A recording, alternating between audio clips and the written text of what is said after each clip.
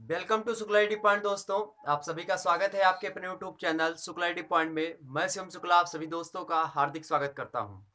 दोस्तों, आज की वीडियो में हम बात करेंगे हिंदी साहित्य के ऐतिहासिक विकास के बारे में, और साथ ही साथ हम ये भी देखेंगे कि बीए में हिंदी साहित्य का क्या महत्व है। आखिरकार अगर बीए में आप हिंदी साहित्य लेते हैं तो उसके आगे चल करके आपके भविष्य में क्या क्या फायदे उसके हो सकते हैं। साथ ही साथ ये भी देखेंगे कि बीए फर्स्ट ईयर में हिंदी का कौन सा भाग पूछा जाता है, सेकेंड ईयर में कौन सा भाग पूछा जाता है, देन थर्ड ईयर यानी फाइनल ईयर में आपका कौन सा भाग पूछा जाता है। तो बीए के तीनों फॉर्मेट यानी first year, second year, then final year यानी थर्ड ईयर, इन सभी में किस प्रकार से हिंदी पूछी जाती है, सिलेबस किस प्रकार का है, ठीक है, उन सभी बातों पर चर्चा आज की वीडियो में हम करेंगे। साथ ही थोड़ा डॉक्टर आचार्य रामचंद्र शुक्ला जी के अनुसार हम देखेंगे कि हिंदी साहित्य का जो विकास हुआ है, यानी हिंदी साहित्य का जो ऐतिहासिक विकास हुआ है वो किस प्रकार से हुआ है। साथ क्यों हम आचार्य रामचंद्र शुक्ला के अकॉर्डिंग देखेंगे, क्योंकि उन्होंने वैज्ञानिक एवं तार्किक विश्लेषण किया है हिंदी साहित्य का, और ये बताया है उन्होंने काल विभाजन को ज्यादा महत्व दिया। और काल विभाजन के दो पक्ष इनके हमारे सामने आते हैं। एक तो उनका काल वाला पक्ष यानी जो टाइम मैनेजमेंट होता है कि प्रारंभिक यानी आदिकाल, ठीक, फिर मध्यकाल, और उसके बाद में फिर आधुनिक काल। ये तो सभी बांटते हैं, जैसे कि आप इतिहास में पढ़ते होंगे, प्राचीन इतिहास, मध्यकालीन इतिहास और आधुनिक इतिहास। तो ये होगा काल वाले पक्ष के हिसाब से यानी टाइम मैनेजमेंट के हिसाब से बंटवारा, ठीक, हिंदी साहित्य का काल विभाजन। लेकिन आचार्य रामचंद्र शुक्ल ने प्रवृत्ति के अकॉर्डिंग भी हिंदी साहित्य को बांटा कि विभिन्न इस काल में ये प्रवृत्ति थी, इसलिए हमने इसको ये नाम भी दिया। और साथ ही अगर समय के अनुसार देखें तो समय के अनुसार हमने भी बांटा है कि ये आदिकाल है, ये जो है उत्तर मध्यकाल है, ये पूर्व मध्यकाल है, या फिर ये ऐसा काल है, ठीक है। तो इन सभी बातों पर हम चर्चा करेंगे ओवरऑल। दोस्तों, आपको पता होगा अभी तक हम आपको प्रश्न श्रृंखला करवा रहे थे। आप बीए फर्स्ट ईयर से संबंधित कम से कम 8 से 10 लेक्चर आपके अपलोडेड हैं, जिनमें एक एक कवि के बारे में विस्तार पूर्वक हमने बताया है, समझाया है, उनसे किस प्रकार से प्रश्न बनते बनते हैं, उन सभी प्रश्नों पर हमने विस्तृत चर्चा करी है। उस वीडियो को आपने नहीं देखा तो प्लीज उस वीडियो को देख लेंगे, ठीक है। उस वीडियो को देखेंगे, उसमें आपको मिलेगा, पूर्ण रूप से सारी चीजें मिल जाएंगी उसमें। जैसे कि उसमें हमने बताया, पहले कबीर दास का लेक्चर है और सब लगभग आधे घंटे से ऊपर का लेक्चर है। कबीर दास के बारे में बताया हमने हमने उस वहां पे मालिक मोहम्मद जासी के बारे में बताया, तुलसीदास जी के बारे में बताया, सूरदास जी के बारे में बताया, और हमने बताया बिहारी के बारे में, घनानंद के बारे में, ठीक इस प्रकार से सभी के बारे में हमने बताया। कठिन काव्य के प्रेत केशवदास के बारे में भी हमने बताया विस्तृत रूप से, ठीक। तो इन सभी को हमने रहीमदास जी के बारे में बताया है, जो कि द्रुत पाठ के रूप में आप में शामिल है, केशवदास द्रुत पाठ के रूप में शामिल है, ठीक। इन सभी को हमने अच्छे तरीके से समझाया है। तो उन वीडियोस को अगर आपको देखना है तो हमारे व्हाट्सएप नंबर पे आप कॉल कर से हमारे व्हाट्सएप नंबर पे आप व्हाट्सएप करेंगे। तो हमारा जो व्हाट्सएप नंबर है वो है 9161 93 60 62। ये है हमारा व्हाट्सएप नंबर। इस पे आप जो है एसएमएस करेंगे कि सर मैं बीए फर्स्ट ईयर का हूँ, मेरा नाम ये है, मैं यहाँ से हूँ, और मुझको जो है आप ये सेंड कर दीजिए हिंदी साहित्य का जो आपने फर्स्ट पेपर के लिए पूरा करवाया है और सेकंड पेपर के लिए क्या करवाया है।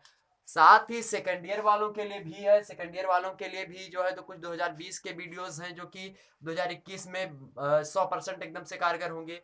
उसके बाद में जो है फाइनल ईयर वालों के लिए भी हिंदी साहित्य के जो है सिलेबस और मॉडल पेपर प्रस्तुत हैं, वो सभी को मैं सेंड कर दूंगा। तो आप इस व्हाट्सएप नंबर पे 9161 93 60 62, अंग्रेजी वालों के लिए 9161 936062, इस पे आप व्हाट्सएप करेंगे, मैं आपके पास लिंक सेंड कर दूंगा। ओके, तो ये रही थोड़ा बहुत वीडियो की प्रारंभिक अवस्था, वीडियो की प्रारंभिक बातें।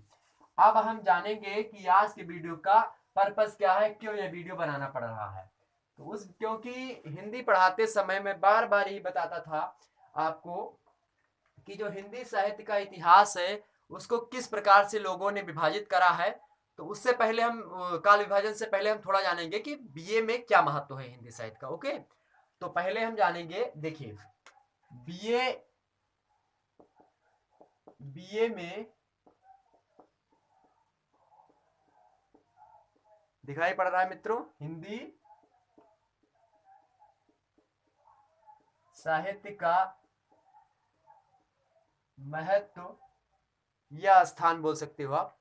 तो ओवरऑल हम देखेंगे कि बीए में हिंदी साहित्य का क्या महत्व है, और 3 कैटेगरी में हम डिवाइड करेंगे कि बीए फर्स्ट ईयर में किस प्रकार से है, बीए सेकंड ईयर में क्या क्या आता है, और बीए थर्ड ईयर में यानी फाइनल ईयर में क्या क्या आता है। ओके, विस्तार से समझिएगा। हिंदी साहित्य को लेने से पहले एक बार इस वीडियो को जरूर देखें। ओके, देखिए मैं बात करूं बीए फर्स्ट ईयर की।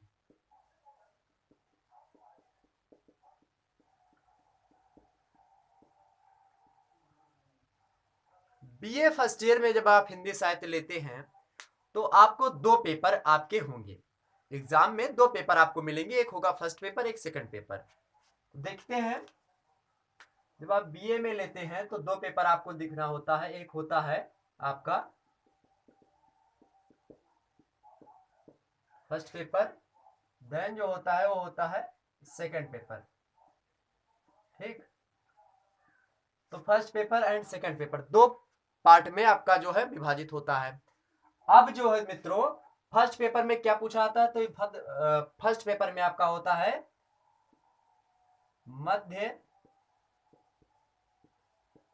मध्यकालीन हिंदी काव्य। मध्यकालीन हिंदी काव्य पूछा आता है। सेकंड में पूछा जाता है कथा साहित्य, निबंध एवं एकांकी, ये पूछा जाता है। ठीक है, तो कथा साहित्य में आपकी कहानी वगैरह, निबंध में और एकांकी में सारी चीजें पूछी जाती है। एकांकी भी एक विधा है, ये प्राचीन विधाएं हैं, कथा, कहानी, निबंध। कहानी हालांकि नई विधा है, ठीक है, कहानी थोड़ा आधुनिक विधा के रूप में आती है, लेकिन जो कथा साहित्य है, कथा ये पुरानी विधा, निबंध भी पुरानी, एकांकी भी पुरानी है। तो इसको हम फर्स्ट ईयर के सेकंड पेपर के अंतर्गत पढ़ते हैं, कथा साहित्य, निबंध एवं एकांकी। इससे प्रश्न पूछे जाते हैं। इसमें हम पढ़ते हैं मध्यकालीन हिंदी काव्य। अब मध्यकाल आपको पता होगा मित्रों, मध्यकाल अभी मैं बताऊंगा मध्यकाल किसको कहते हैं। मध्यकाल को भी 2 भागों में बांटा जाता है। मध्यकाल को भी हमारे जो है आलोचकों ने 2 भागों में बांटा है। एक तो होता है उत्तर मध्यकाल, उत्तर मध्यकाल, और यह पूर्व मध्यकाल।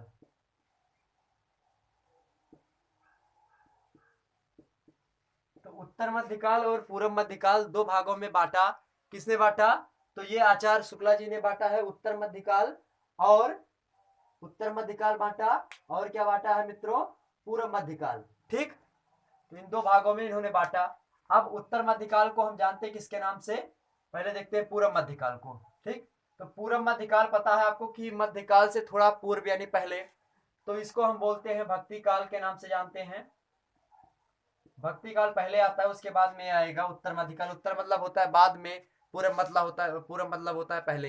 ठीक, तो बाद में क्या आता है, रीति काल आता है, आपको पता है रीति काल। ठीक, रीति काल में भी कई धाराएं होती हैं मित्रों, रीतिबद्ध, रीति मुक्त। मुख्य रूप से 2 हैं, रीतिबद्ध, रीति मुक्त, और एक होता है, एक और है, ठीक है, उसको ज्यादा इंपॉर्टेंट नहीं है इसलिए वो हमें भी नहीं याद है इस समय। अब हम बात करते हैं भक्ति काल। भक्ति काल को भी 4 भागों में मुख्यतः बांटा जाता है, वो भी मैं समझाऊंगा। 4 भाग कौन कौन से हैं आपके, जैसे इसको पहले 2 भागों में हम बांटते हैं। पहले कौन सा है, ज्ञानासरी, सगुण भक्ति, निर्गुण भक्ति धारा पहले आएगी। ठीक, निर्गुण भक्ति धारा, दूसरी आएगी सगुण भक्ति धारा। अब इसी निर्गुण में आपका 2 पंथा आते हैं, एक होता है ज्ञानासरी, एक प्रेमासरी, और इस जो है सगुण भक्ति धारा में आपका कृष्ण भक्ति शाखा और राम भक्ति शाखा आता है।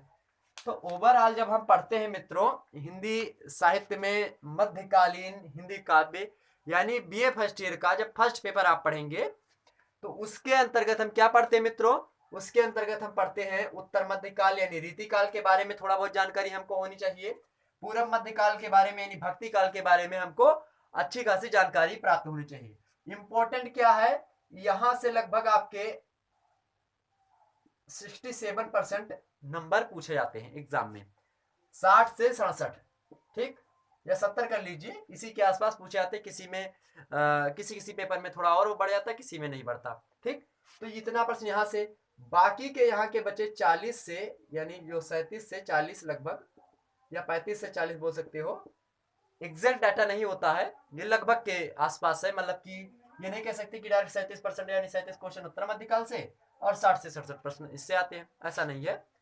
आप जो है एग्जैक्ट डाटा नहीं है, लेकिन हाँ उसके आसपास का डाटा ये बिल्कुल है, ठीक। तो यहाँ से लगभग इतने प्रश्न, यहाँ से इतने प्रश्न।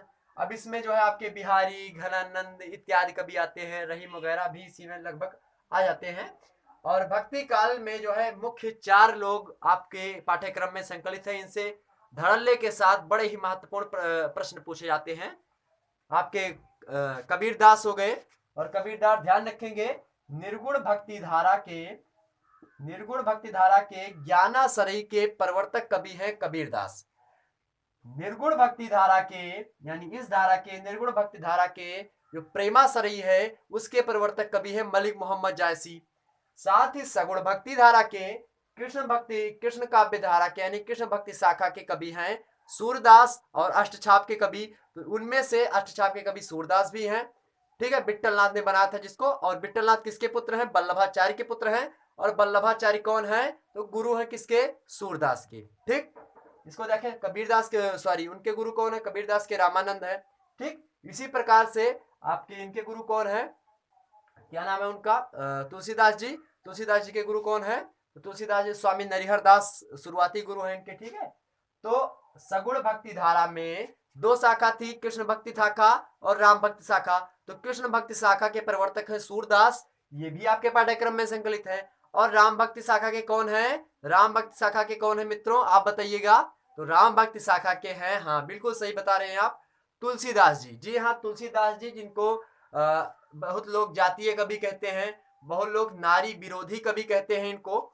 तो वो सारी बातें जब मैं तुलसीदास को विस्तार पूर्वक समझाऊंगा तो उसमें बता दूंगा कि क्यों तुलसीदास जी को जातीय कवि कहा जाता है, और कहाँ तक ये बात उचित है, कहाँ तक अनुचित है। समन्वयात्मक विश्लेषण मैं करूंगा इस बात की, तो उस वीडियो का आप इंतजार करेंगे, ठीक। तो सगुण भक्ति धारा में जो राम भक्ति शाखा है उसके प्रवर्तक कौन है? उसके प्रवर्तक है तुलसीदास जी अपने, जिन्होंने रामचरितमानस जैसी जो है ऐसी विधा दी, अद्वितीय विधा जिसका कोई काट ही नहीं है। इतनी अच्छी विधा जिसका जो है आप देखेंगे आज के युग में लोग रामचरितमानस का पाठ हो रहा है, सबके यहाँ जो है अधिकतर होता है, कोई फंक्शन हुआ रामचरितमानस का पाठ होता है। क्यों होता है? क्योंकि इसमें वर्णित जो शब्द हैं, उसमें जो लिखी गई चौपाई और दोहे हैं, छंद वगैरह है, वो आज के परिप्रेक्ष्य में सत्य उतर रहे हैं, खरे साबित हो रहे हैं, ठीक। तो इसलिए तुलसीदास जी बड़े ही महत्वपूर्ण कवि है। इसीलिए कहा गया है मित्रों कि सूर्य सूर्य तुलसी शशि उड़गन केशोदास, और अब के कवि खगोत सम जहां तहां करत प्रकाश। मतलब ये है कि सूरदास जो जी हैं वो किसके समान है? सूर्य के समान उनको बताया गया। सूर्य सूर्य तुलसी शशि, तुलसीदास जी जो है वो शशि यानी चंद्रमा के समान है, ठीक है। तो तुलसीदास जी किसके समान है? चंद्रमा के समान है। और उसके बाद में सूर्य सूर्य तुलसी शशि उड़गन केशोदास, उड़गन मीन्स होता है दोस्तों, केशोदास जी किसके समान है? केशोदास जी आपके तारे के समान है, ठीक। उड़गन केशोदास। और अब के कवि खगोत्सम जहां तहां करत प्रकाश। अब के कवि कैसे हैं? अब के कवि जुगनू के समान है, कहीं इधर को जला इधर बुझ गए, इधर जला इधर बुझ गए। मतलब थोड़ा सा उजाला देते हैं, थोड़ा सा ज्ञान देते हैं, लेकिन इनमें सागर है। सूरदास जी के जब आप ये अंधे थे, जन्मांध थे, जब इनके पद आप पढ़ेंगे, प्रेम के पद, विनय के पद जब आप पढ़ेंगे तो आपको ऐसा बिल्कुल भी प्रतीत नहीं होगा कि सूरदास जी जन्मांध थे। इतना प्रकृति का मनोहरात्मक प्रतीक प्रस्तुत करते हैं सूरदास जी। साथ ही तुलसीदास जी की जब एक एक चौपाई आप पढ़ेंगे, एक एक दोहा पढ़ेंगे, जैसे कि आप पढ़ेंगे इनके तुलसीदास जी के शुरुआत में जब देखेंगे रामचरितमानस में या फिर किसी भी चीज में, तो क्या मिलेगा? इनमें मिलता है मंगलाचरण। जैसे कि जब शुरुआत में रामायण पढ़ेंगे तो उसमें शुरुआत में पढ़ते हैं वर्णम अर्थ संघानाम रसानाम छंदसामपि मंगलानाम चकरतारो वंदे वाणी विनायको, ठीक। भवानी शंकरो वंदे श्रद्धा विश्वास रूपो रूपिणो, मतलब ऐसे देवताओं का जो है पूजन वंदन आदि किया जाता है, मंगलाचरण। ऐसे जब आप बहुप्रचलित कांड है सुंदर कांड, जो कि यूपीएससी के सिलेबस में आपके शामिल करा गया है। यूपीएससी के सिलेबस मीन्स क्या होता है, यूपीएससी के सिलेबस में आपका शामिल है। और यूपीएससी मीन्स आईएएस की परीक्षा में, जब मुख्य परीक्षा होती है आईएएस की, तो उसमें आप जब क्या लेते हैं, हिंदी साहित्य ऑप्शनल विषय के रूप में लेते हैं, तो उसमें आपका क्या शामिल है, तो उसमें आपका हिंदी साहित्य शामिल है, जिसमें रामचरितमानस का सुंदरकांड आपका शामिल है। सुंदरकांड जब आप शुरुआत में पढ़ेंगे तो क्या पढ़ेंगे, शांतम शाश्वत अप्रमेय मनघम निर्वाण शांति प्रदम ब्रह्मा शंभु फणीन्द्र से विमनिशम वेदांत वेदयम विभुम रामाख्यम जगदीश्वरम सुरगुरुम माया मनुष्यम हरिम वंदे अहम करुणाकरम रघुवरम भूपाल चूड़ामणिम नान्य स्पृहा रघुपते हृदय अस्मदीये सत्यम बदामि च भवान खिलांतरात्मा भक्तियम प्रवक्ष रघुपुंगवा निर्भरामि मे कामादि दोष रहितम कुरुमानसम च अतुलित बलधामम हेम शैलाभदेहम धनुजबन किसानुम ज्ञानी नाम अग्रगण्यम सकल गुण निधानम वानराणाम धीशम रघुपति प्रिय भक्तम वात जातम नमामि। इसमें सभी देवी देवताओं का बंधन मनन चिंतन इत्यादि करा गया। साथ ही लास्ट में जिसके नाम पर कांड है सुंदरकांड, हनुमान जी की विशेषता बताई गई है, तो वहीं से अतुलित बलधामम हेम शैलाभदेहम धनुष बन किसानम ज्ञानी नाम अग्रगण्यम, इस प्रकार की भावना रखते हुए तुलसीदास जी ने लिखा। इसलिए आज उनको किस नाम से जानते हैं हम तुलसीदास जी को, तो कहते नहीं है कि सूर्य सूर्य तुलसी शशि उड़गन केशवदास, ठीक। तो इसीलिए वो दोहा कहा गया है, क्योंकि इन्होंने बहुत सारी चीजें लिखी। इन्होंने कहा रामचंद्र जी की भावना तो देखिए, जब सभी लोग शरणागत की बात हो रही थी और विभीषण आया, विभीषण शत्रु का भाई था, रावण का भाई था, और जब वो समुद्र पार करके इधर आता है, जब वहां से रावण की लात उसको पड़ती है, तो कहता है, तुलसीदास जी लिखते हैं कि अस कह चला विभीषण जब ही आयुहीन भय सब तबही, मतलब यदि किसी के घर का या भाई या फिर कोई पड़ोसी या फिर घर के लोग लग जाएंगे तो उसका विनाश संभव है। क्योंकि आप देखते होंगे गांव वगैरह में कभी आपके यहाँ चोरी हुई हो, या पहले सेंध कटती थी, तो सेंध वगैरह कटती थी किसके कारण कटती थी, आरी बगल वालों के कारण, आस पड़ोस के लोगों के कारण, क्योंकि वो बताते थे कि कहाँ की नींव जो है कम है, वहां पे मजबूती कम है, वहां पे जो है 9 इंची दीवार है, यहाँ पे 18 इंची है, यहाँ के 14 इंची है। तो इस प्रकार की चीजें कौन जानता है, तो बगल वाले जानते हैं। तो विभीषण जैसे ही चलता है वहां से और आता है राम जी के पास, तो ये कह के जैसे चलता है, तैसे तुलसीदास जी लिखते हैं कि अस कह चला विभीषण जब ही आयुहीन भय सब तबही। जब विभीषण ने ऐसा कहा कि भैया मैं जा रहा हूं राम के शरण में, तैसे ही आयु सबकी घट गई, ठीक। और जब आते हैं विभीषण यहाँ पे, तो बहुत से लोग, राजा सुग्रीव, मंत्री वर तमाम सारे लोग बोलते हैं, बातचीत करते हैं कि ये शत्रु का भाई, इसको बांध लो, इसको मारो, ये करो वो करो, बहुत तरह की बातें होती है। उसमें तब रामचंद्र जी मर्यादा पुरुषोत्तम श्री रामचंद्र बोलते हैं, क्या बोलते हैं मित्रों, वो कहते हैं, अभी हाल ही में आपने दिवाली मनाया होगा, बहुत अच्छे से मनाया, आशा है कि आपकी दिवाली अच्छी बीती होगी।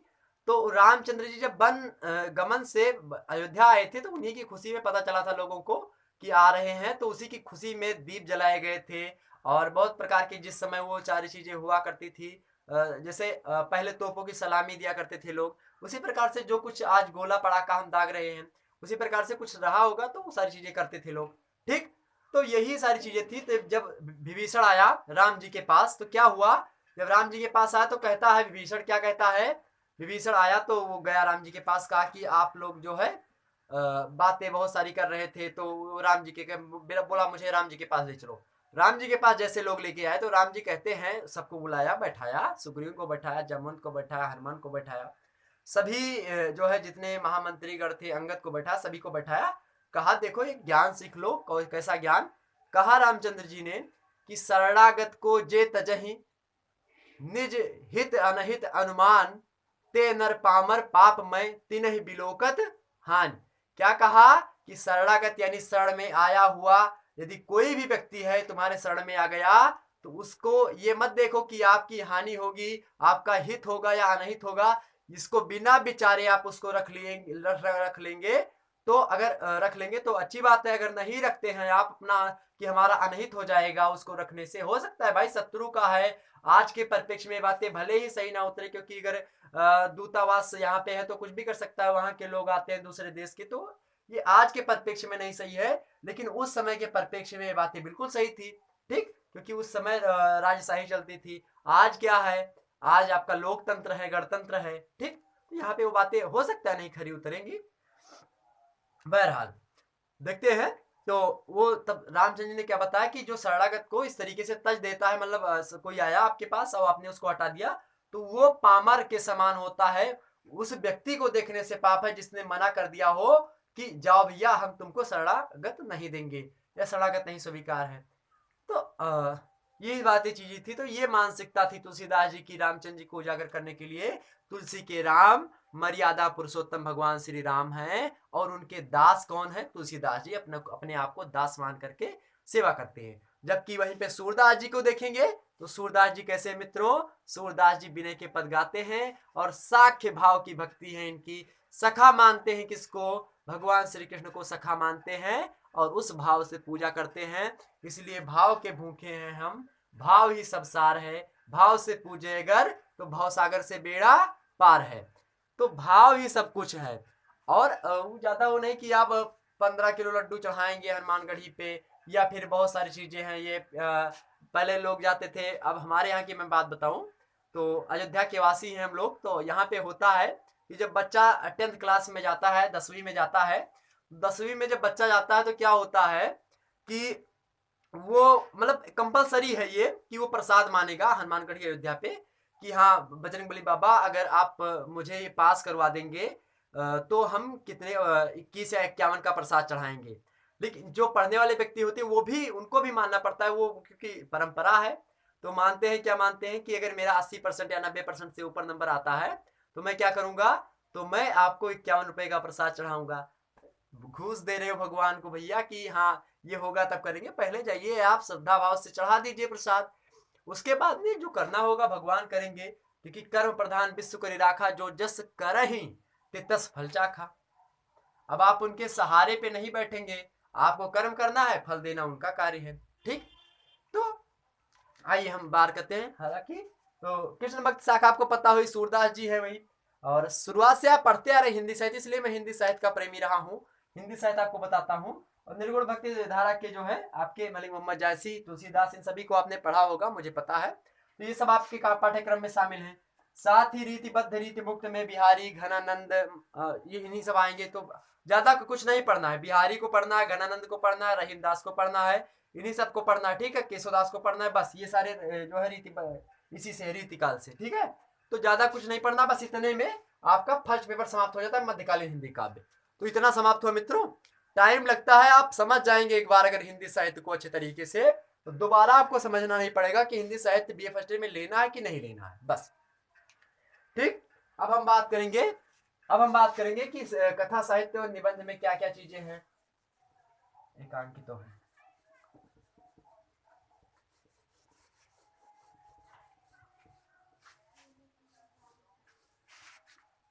ठीक है,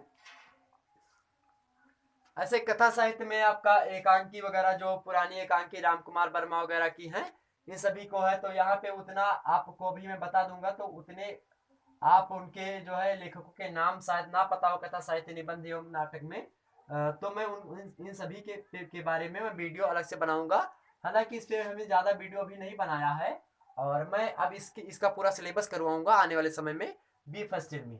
तो आपको पता है कि फर्स्ट पेपर में मध्यकालीन हिंदी काव्य से प्रश्न आते हैं, सेकंड पेपर में आपके कथा साहित्य निबंध एवं एकांकी से प्रश्न आते हैं, और ये जो है प्राचीन गद्य विधाएं हैं। ठीक है, अब हम बात करते हैं सेकंड ईयर में कि बीए सेकंड ईयर में किस प्रकार से पूछे जाते हैं सारी चीजें। तो first paper second paper same रहेगा, मतलब फर्स्ट ईयर में भी फर्स्ट पेपर होता है, सेकंड ईयर में भी फर्स्ट पेपर और सेकंड पेपर होता है। तो यहाँ पे बीए फर्स्ट ईयर के स्थान पर हम सेकंड ईयर कर दे रहे हैं। ठीक है,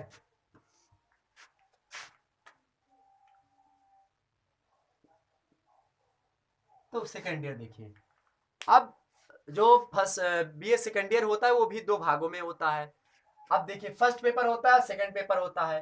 फर्स्ट पेपर में क्या पढ़ते हैं और सेकंड पेपर में क्या पढ़ते हैं, इनको भी मैं बताऊंगा अभी, ठीक है।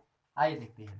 तो फर्स्ट पेपर में दोस्तों हम पढ़ते हैं, क्या पढ़ते हैं, फर्स्ट पेपर में हम पढ़ते हैं आधुनिक आधुनिक हिंदी काव्य।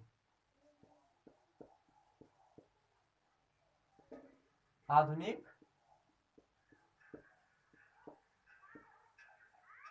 आधुनिक हिंदी काव्य के बारे में पढ़ते हैं मित्रों। देन आपका सेकंड पेपर में हम पढ़ते हैं आधुनिक यानी सॉरी नवीन गद्य विधाएं। नवीन गद्य विधाएं। अब इस नवीन गद्य विधाएं में आपकी बहुत सारी चीजें आ जाती हैं, जैसे कि रेखा चित्र,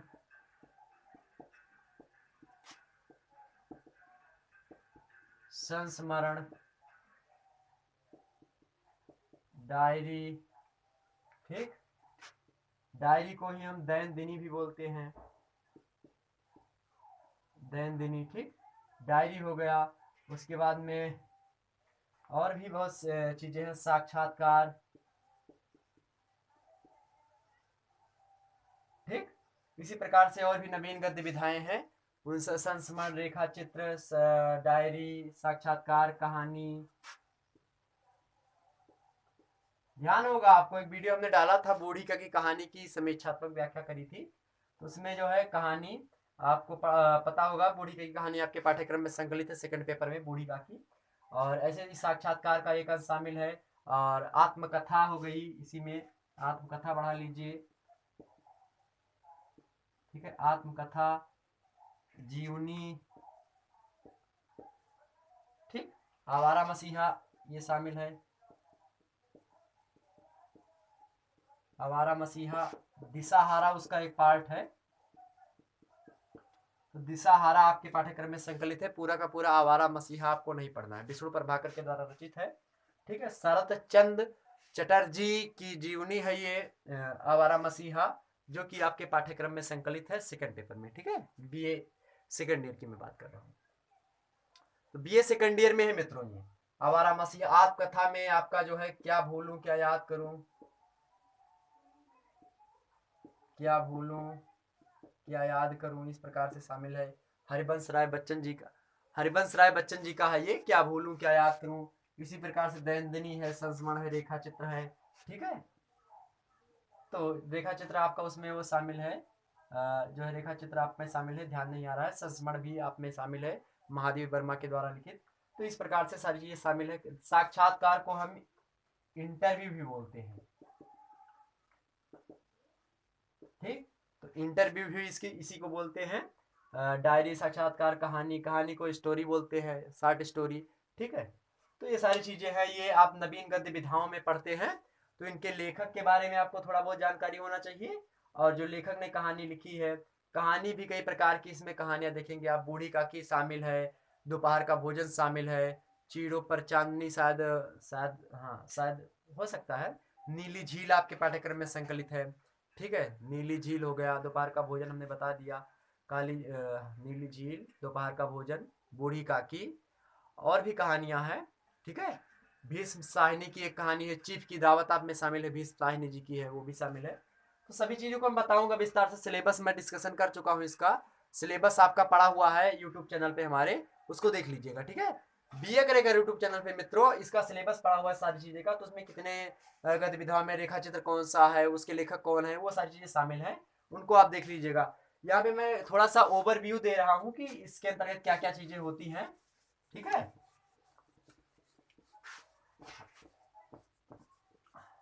तो सेकंड पेपर आपको समझ में आ गया, तो हमने सोचा लग गया तो उसको बता दें सेकंड पेपर को। अब फर्स्ट पेपर ही बता देते हैं, आधुनिक हिंदी काव्य में शामिल होते हैं आपके।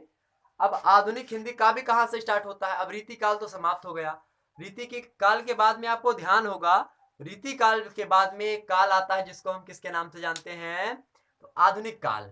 आधुनिक काल में भी बहुत सारे काल हैं, जैसे भारतेंदु युग, भारतेंदु के युग के बाद में फिर आता है द्विवेदी युग, द्विवेदी के बाद में कौन सा युग आता है, द्विवेदी के बाद में आता है मित्रों कौन सा युग, बताइए।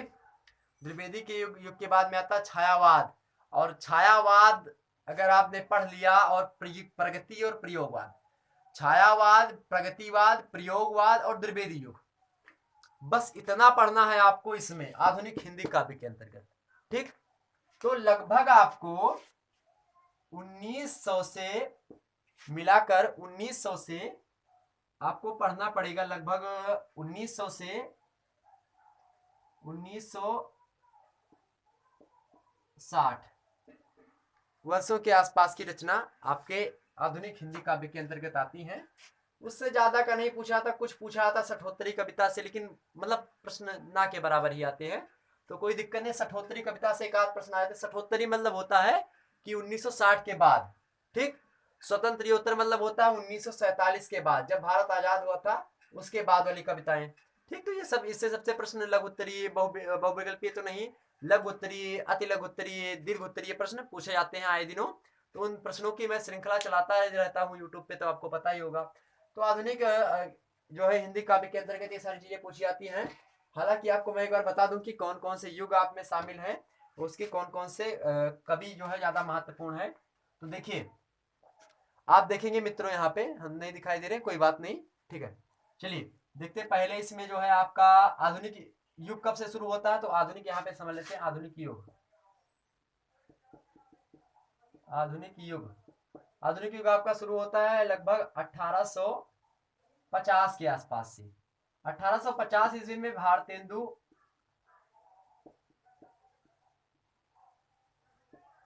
जी यानी हरिश्चंद्र, भारतेंदु हरिश्चंद्र का क्या हुआ था, जन्म हुआ था। कुछ विद्वान यानी कुछ आलोचक 1857 से आधुनिक युग की शुरुआत मानते हैं, और इसी को गद्यकाल के नाम से भी जाना जाता है। 1857 में क्यों, क्योंकि 1857 में क्या हुई थी, क्रांति हुई थी। 1857 की क्रांति हुई थी, ध्यान रखेंगे, मंगल पांडे नाम का व्यक्ति था, तो 1857 की क्रांति हुई थी। ठीक, तो उसी क्रांति के चलते क्या हुआ, वातावरण जो था, सामाजिक वातावरण, उसमें परिवर्तन हुआ। कभी लोग उसमें थोड़ा ओझ हुए, मतलब उसके थोड़ा बड़ा बातें लिखने लगे, जिससे स्वतंत्रता प्राप्ति की ओर अग्रसर हो सके व्यक्ति, तो इस प्रकार की बातें लोग करने लगे। ठीक है, तो कुल मिलाकर के देखेंगे तो शुरुआत जो है कुछ 1850 से मानते हैं, क्योंकि जन्म हुआ था भारतेंदु जी का, और यहीं से भारतेंदु युग प्रारंभ हो जाता है। कुछ लोग 1857 से क्रांति के हिसाब से मानते हैं, क्योंकि समाज या फिर कोई युग जो होता है, हिंदी साहित्य की मैं बात करूं या फिर किसी भी चीज की, तो ना तो एक दिन में शुरू होता है कोई काल, ना एक दिन में खत्म होता है। उसकी प्रवृत्तियां आने वाले एक आध दो 4 साल 5 साल तक रहती हैं।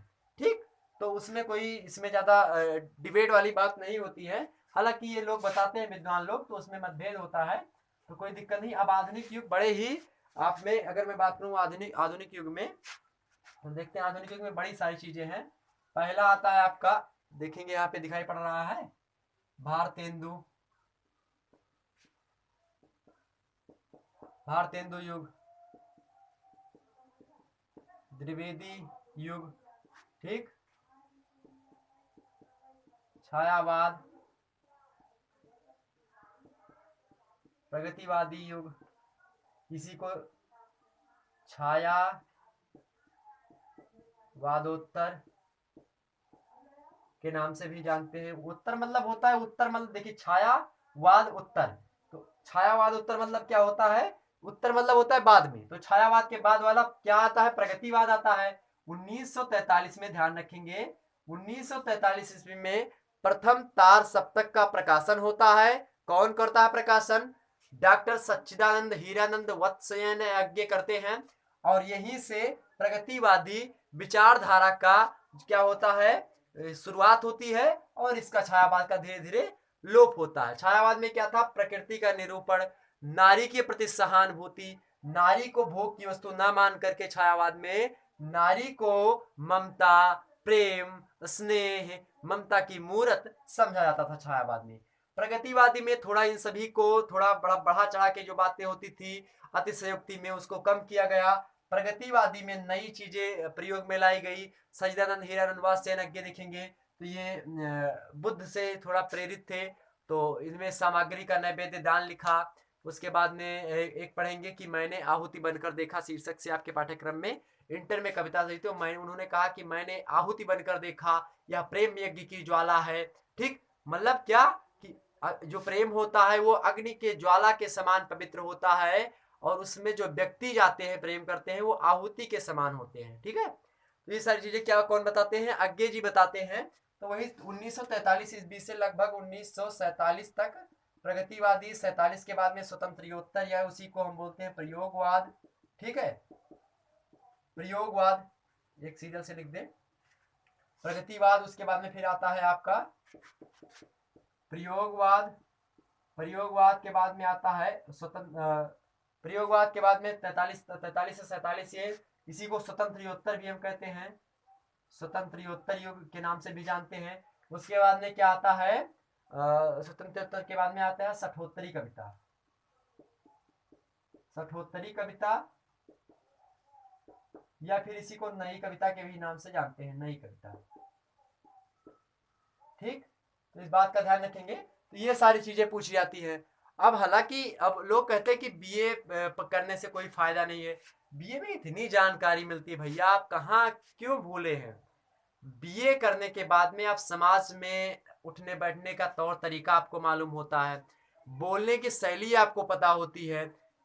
अगर कोई बात कर रहा है उसके सामने 2 श्लोक अगर आप रख देंगे रामचरितमानस का, या फिर 2 चौपाई रख देंगे, तुलसीदास, सूरदास, कबीर का दोहा रख देंगे, रहीम के दोहे रख देंगे, इतने तमाम सारे दोहे हैं, जैसे रहीमन धागा प्रेम का मत तोड़ो चटकाए, जोड़े से फिर ना जुड़े जुड़े गांठ पर जाए, रहीमदास जी ने लिखा। कबीर ने बहुत सारे दोहे लिखे हैं, आपको पता होगा, कबीर पंथी लोग इस समय तमाम सारे जो है वो सारी चीज चल रही है, तो उसमें बहुत सारे दोहे हैं। उन्होंने भगवान को किस प्रकार से हर एक पे व्यंग्य किया। अगर एक कबीरदास जी जो है अपने यहाँ थे, यहाँ पे कुछ नहीं था, रोक टोक किसी प्रकार की किसी कवि को नहीं हुआ करती थी।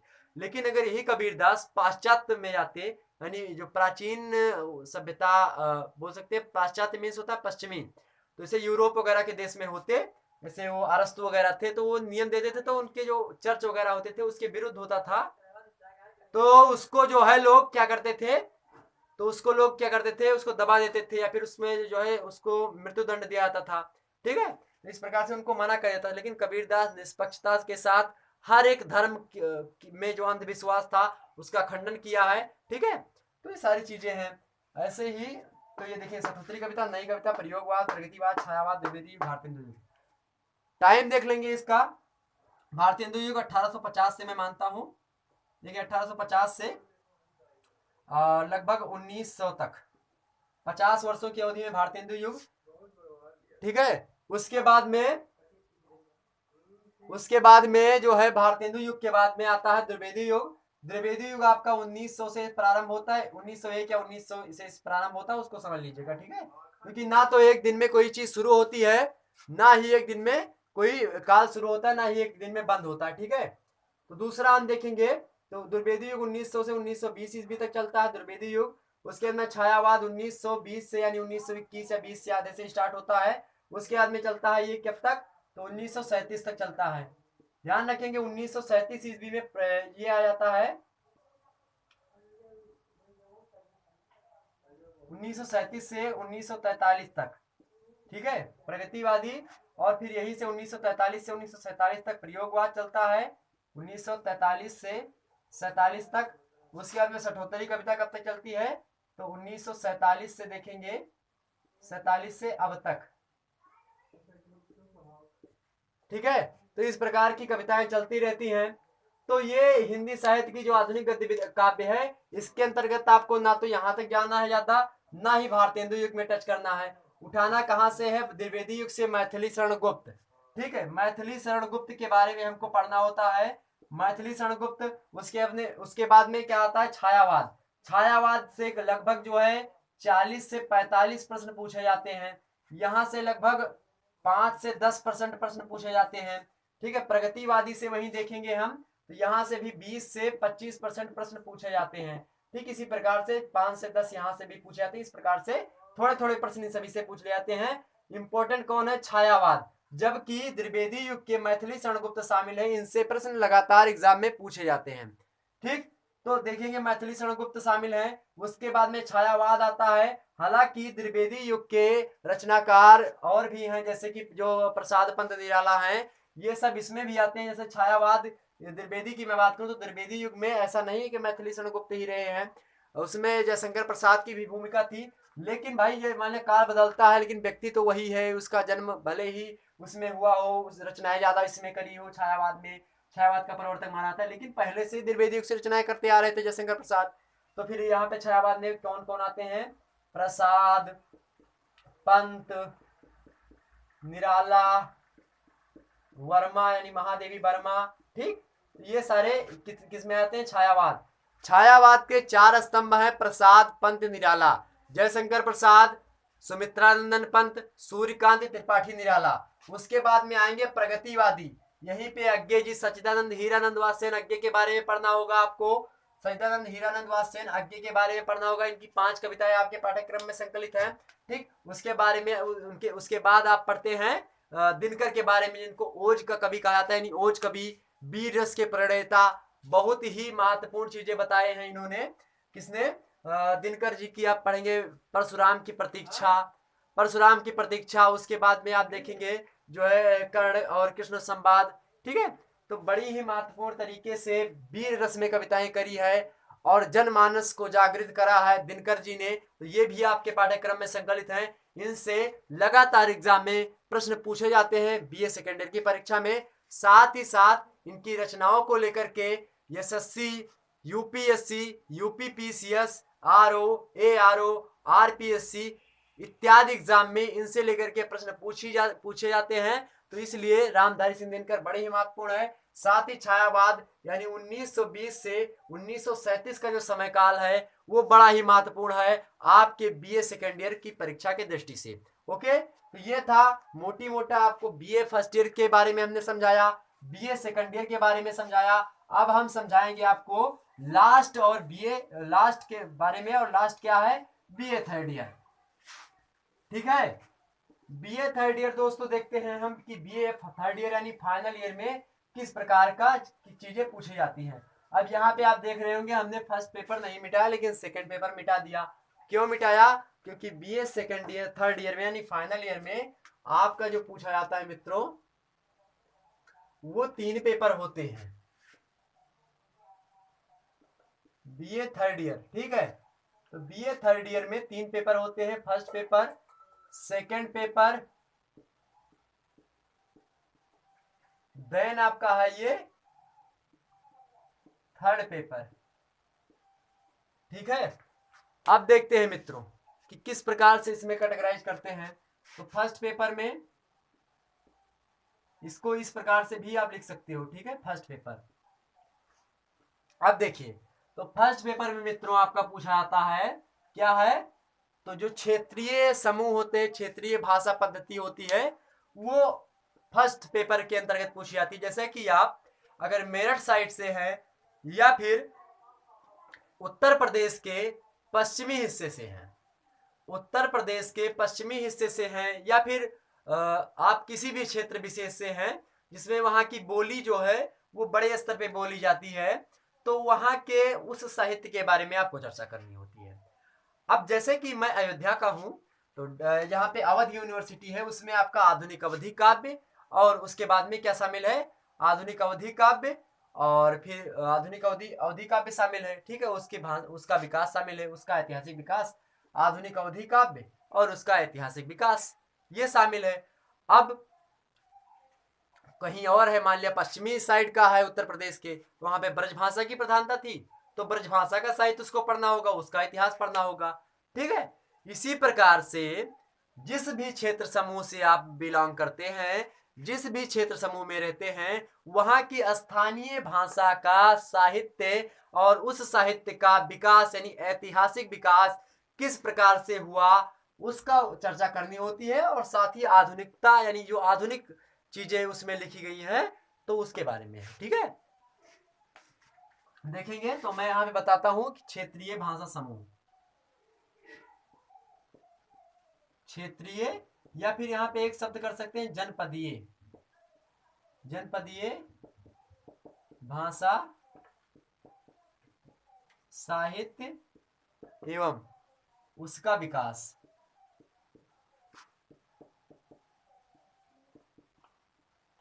उसका ऐतिहासिक विकास, ठीक है। तो ये फर्स्ट पेपर के अंतर्गत पूछा था। जैसे मैं यहाँ पढ़ रहा हूं तो मुझे अवधि के बारे में पढ़ना होगा। अवधि काव्य में पुराने इतिहास जैसे पढ़ते हैं हिंदी साहित्य का इतिहास, तो उसमें हमको भले ही वीर गाथा काल के कवियों के बारे में नहीं पढ़ना होता है, उसके लेखकों के बारे में नहीं पढ़ना होता है, लेकिन फिर भी हमें उनके बारे में, उनकी रचनाओं के बारे में, उनकी रचनाओं की प्रवृत्तियों के बारे में जानकारी होना अति आवश्यक है।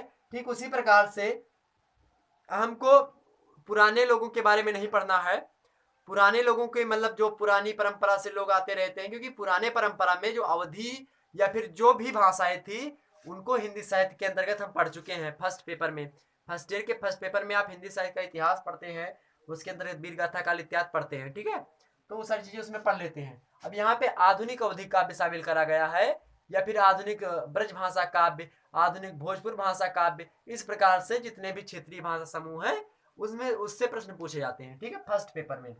सेकंड पेपर जो होता है और उसके साहित्य के बारे में, तो जो आधुनिक लोग हैं, जैसे कि मैं अवध यूनिवर्सिटी की बात करूं या फिर अवध क्षेत्र की बात करूं, तो अवध वाले क्षेत्र में हमारे एरिया में जो पूछा जाता है वो किससे, उसमें आपके शामिल है रमई काका, बलभद्र प्रसाद दीक्षित, ठीक है, उसके बाद में एक पड़ीस करके शामिल है, ठीक, और यूसुफ जुलेखा शामिल है, शेख निसार ने जिसको लिखा है यूसुफ जुलेखा प्रेम प्रसंग है, बड़ा महत्वपूर्ण है, पढ़ेंगे आप कभी जानेंगे। जैसे कि 12 मासा लिखा है मलिक मोहम्मद जायसी ने, ठीक उसी प्रकार से अवधि में, ठेठ अवधि में और गंवारी अवधि एकदम से इसको बोल सकते हैं, जिस भाषा में हम लोग बोलते हैं। तो जब अवधि का मैं पढ़ाऊंगा तो अवधि में बोल बोल के पढ़ाऊंगा, तो आप उसमें पता चल जाएगा कि अवधि की भाषा किस प्रकार से होती है। ठीक है, तो क्षेत्रीय एवं जनपदीय भाषा साहित्य एवं उसका ऐतिहासिक विकास फर्स्ट पेपर के अंतर्गत हम पढ़ते हैं बीए थर्ड ईयर में। अब सेकंड पेपर में हम क्या पढ़ते हैं मित्रों, तो सेकंड पेपर में हम पढ़ते हैं, इसको थोड़ा मिटा दे,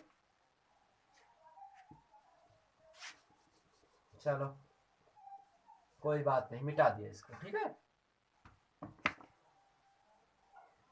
बिल्कुल भी घबराना नहीं है, थक गए हैं, पानी पीजिए जा करके, उसके बाद में आइए वीडियो देखिए। सेकंड पेपर जो तो होता है मित्रों, सेकंड पेपर के अंतर्गत हम क्या पढ़ते हैं, तो सेकंड पेपर के अंतर्गत हम पढ़ते हैं हिंदी साहित्य का इतिहास।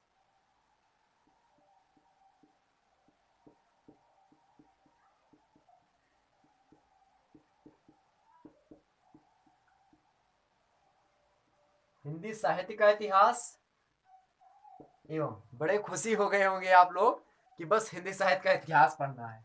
नहीं भाई, हिंदी साहित्य का इतिहास, साथ ही साथ अब आप छोटे तो रहे नहीं, मैच्योर हो चुके हैं, तो अब आपको क्या पढ़ना है, हिंदी भाषा का इतिहास, कि हिंदी भाषा कैसे बनी।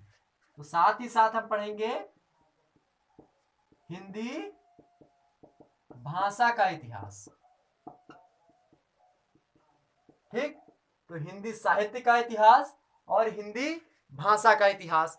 साहित्य का इतिहास आपको पता होगा, वीर गाथा काल, भक्ति काल, रीति काल, उसके बाद में आधुनिक काल। आधुनिक काल को हमने कैटेगराइज कर दिया, भक्ति काल को भी हमने कैटेगराइज करके बताया, रीति काल को रीतिबद्ध, रीति मुक्त, रीति परक, इन सभी के बारे में बताया हमने। ठीक है, तो जब हम हिंदी भाषा का इतिहास पढ़ते हैं, साथ ही साथ हमको ये याद रखना उस समय बहुत जरूरी हो जाता है कि हिंदी साहित्य का इतिहास आपको पता होना चाहिए। जब आपको हिंदी साहित्य का इतिहास पता होगा मित्रों, तभी हिंदी भाषा का सटीक इतिहास आप पढ़ पाएंगे और हिंदी भाषा को आप समझ पाएंगे। कैसे, जैसे हिंदी भाषा किससे बनी है, तो हिंदी भाषा बनी है मित्रों किससे, देख लेते हैं यहाँ पे। हिंदी भाषा का अगर विकास देखें तो पहले सबसे प्राचीन भाषा कौन सी है, तो संस्कृत भाषा। और ध्यान रखेंगे संस्कृत भाषा कैसी भाषा है, तो इसमें श्लोक होते हैं, सूक्तियां होती हैं, इसमें वेद वगैरह की जो लैंग्वेज है वो संस्कृत भाषा में ही है। संस्कृत भाषा के लिए एक श्लोक प्रचलित में आता है, आपने शायद पढ़ा होगा कि भाषा सुमुख्या मधुरा दिव्या गीर्वाण भारती तस्या ही मधुरम काव्यम तस्मादयपि सुभाषितम। मतलब ये कि भाषाओं में मुख्य, मधुर एवं देववाणी कही जाने वाली संस्कृत भाषा में वर्णित शब्द और वर्णित श्लोक, वर्णित इसमें जो इसके धातु हैं वो कैसे हैं, वो बड़े ही मनोरम एवं अलंकारित हैं। ठीक, मतलब मनमोहक हैं, मधुर हैं और सुरम्य हैं, पढ़ने में अच्छा लगता है। जैसे कि अभी श्लोक हमने पढ़ा, श्लोक पढ़ने के कई तरीके होते हैं। जैसे हमने पढ़ा कि भाषा सुमुख्या मधुरा दिव्या गीर्वाण भारती तस्या ही मधुरम काव्यम, तस्मादयपि सुभाषितम। इसको हमने पढ़ा आम बोलचाल की भाषा में कि आपको समझ में आ जाए। इसी श्लोक को वैदिक यानी लघु और दीर्घ मात्राओं के हिसाब से अगर हम स्वर लगा के पढ़ेंगे तो इसी श्लोक को हम पढ़ेंगे भाषासु मुख्या मधुरा दिव्या गीर्वाण भारती तस्याहि मधुरम काव्यम तस्मादयापि सुभाषितम।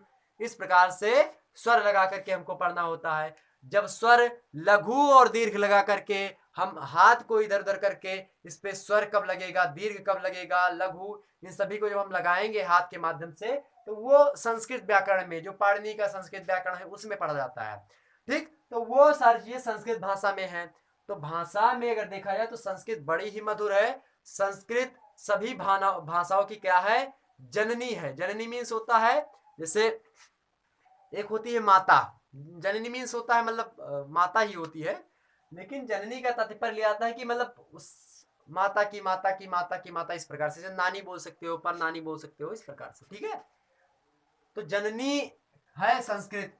अब संस्कृत से बनी धीरे धीरे संस्कृत है वैदिक काल की भाषा। वैदिक काल, वैदिक काल के लोग संस्कृत बोलते थे। उसके बाद में भाषा कौन सी आई, पाली। पाली बौद्ध धर्म वाले। ठीक, फिर आई प्राकृत, जैन बौद्ध, ये दोनों इसी में से कहीं पे प्राकृत पाली, इस तरीके से पाली प्राकृत में जो है। कभी कभी इनमें जैन वाले भी लिखते थे, कभी बौद्ध वाले भी लिखते थे। हालांकि वो जानना हमको इम्पोर्टेंट नहीं है, क्योंकि वो प्राचीन इतिहास का पार्ट है। तो हम प्राचीन इतिहास तो पढ़ नहीं रहे हैं, हम पढ़ रहे हैं हिंदी साहित्य। तो हिंदी साहित्य में किस प्रकार से चीजें होती है। तो संस्कृत पहले आई भाषा, तो संस्कृत भाषा सबसे पुरानी है। उसके बाद में उससे बनी पाली, उससे बाद में बनी प्राकृत, प्राकृत से बनी क्या, अपभ्रंश। अपभ्रंश, अपभ्रंश जैसे कि हिंदी की मैं बात करूं तो हिंदी में बहुत सारी बोलियां इधर उधर रहती हैं, बोली बोली जाती है। वैसे ही अपभ्रंश की जो देहाती भाषा थी, देहाती में उसको अवहट्ट कहीं कहीं पे आप देखे होंगे, अवहट्ट। तो अवहट्ट भाषा एक ऐसी है, गंवई भाषा है या फिर देहाती भाषा है कि गांव वाले क्षेत्र के लोग यहाँ पे अवहट्ट का प्रयोग करते थे। लेकिन शुद्ध अवहट्ट का शुद्धतम रूप क्या है, अपभ्रंश। अपभ्रंश का बिगड़ा हुआ रूप अवहट्ट है। ठीक इसी प्रकार से संस्कृत का बिगड़ा रूप पाली, पाली का बिगड़ा रूप प्राकृत, प्राकृत का रूप बिगड़ा हुआ रूप अपभ्रंश, और अपभ्रंश का बिगड़ा रूप अवहट्ट, अवहट्ट का बिगड़ा रूप हिंदी। बिगड़ा रूप बोल सकते हैं, या फिर बोल सकते हैं उसमें बहुत सारे चेंजेस हुए हिंदी में। हिंदी भाषा अपने भारत की राजकीय भाषा है। राजकीय भाषा होने के साथ साथ इसको संविधान में 300 भाग 17 की मैं बात करूं, अनुच्छेद के मतलब भाग 17, संविधान में 22 भाग हैं। ठीक, अब तो लगभग 25 भाग हो गए, कुछ भाग कट्टे कुछ आए गए, तो वो पॉलिटी का टॉपिक है। तो भाग 17 के अनुच्छेद की मैं बात करूं, आर्टिकल की, अनुच्छेद 343 से 351 में हिंदी और भाषा, हिंदी और अन्य भाषाओं को रखा गया है। तो यहीं पे 343 के का अनुच्छेद में हिंदी भाषा को भारत की राजकीय भाषा, राजकीय यानी मानक राजकीय भाषा, यहाँ पे मानक शब्द लगाएंगे, मानक राजकीय भाषा का दर्जा प्राप्त है। साथ ही साथ मानक राजकीय भाषा भी है, और हिंदी जो है भारत की राजभाषा भी है। ठीक, इस बात का भी ध्यान रखेंगे, हिंदी भारत की कैसी भाषा है, तो राजभाषा है, ना कि राष्ट्रभाषा है। इस प्रकार से भी प्रश्न पूछ लिया जाता है कि भारत की निम्न में से भारत की राष्ट्रभाषा कौन सी है। उसमें हिंदी देगा, संस्कृत देगा, उसके बाद में उर्दू भी देगा, और एक भाषा और दे देगा। ठीक है, तो उसमें भारत की इनमें से कोई नहीं देगा। तो भारत की कोई राष्ट्रभाषा नहीं है। हिंदी की मानक राजकीय भाषा हिंदी है, राजभाषा हिंदी है। ठीक है, तो ये सारी भाषाएं हैं। तो आप ये समझ रहे थे। तो इस प्रकार से हिंदी का उदय होता है, और लगभग ये प्रक्रिया जो है आप ये देखेंगे तो संस्कृत से पाली, प्राकृत, अपभ्रंश। जैसे संस्कृत का मैं एक शब्द उठाऊं, कोई भी शब्द उठा लीजिए, धर्म। तो संस्कृत में इस धर्म को कैसे लिखते थे, धर्मा। धर्मा पढ़ते थे हम, इसको बुंदी रख के धर्मा लिखते थे संस्कृत के शब्द को। अब यही ये प्राकृत पाली में आएगा तो इसको क्या बोलेंगे, धम्म। इसमें भी धम्म। ठीक, ऐसे बोलेंगे धम्म धम। तो इसमें भी धम बोलेंगे। साथ ही जब हिंदी में यही आता है तो हिंदी में क्या हो जाता है, हिंदी में इसी धम को धर्म बोलते हैं। या फिर यही भाषा जब अवधि में चली आती है तो इसको हम क्या बोलते हैं, धर्म। हिंदी में भी धर्म धर्म कहीं कहीं पे लिखा मिलेगा। तो इस प्रकार से होता है।